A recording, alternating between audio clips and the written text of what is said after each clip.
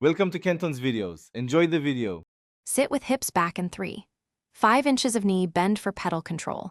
That seating position gives precise heel-toe and throttle modulation when you need it.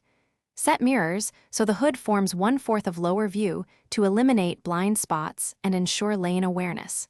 Familiarize with the 3.0-liter twin-turbo engine and the 8-speed gearbox so you understand turbo lag, boost thresholds, and when to use paddle shifts or sport modes for immediate response. Start in comfort or road mode for smooth throttle mapping. These modes soften throttle response and traction control for predictable launches on public roads. Toggle to Sport or Sport Plus when you want sharper throttle, firmer steering, and looser stability intervention for track work.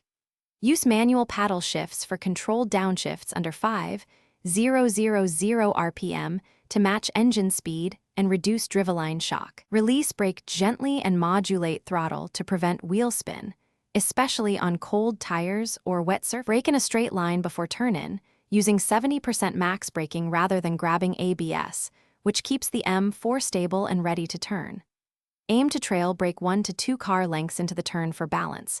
Ease pressure progressively to shift weight and induce rotation.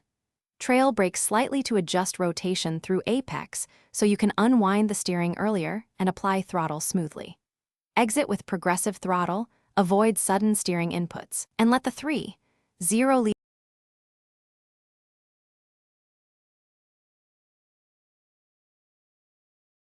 Thanks for watching. Consider subscribing if we helped you.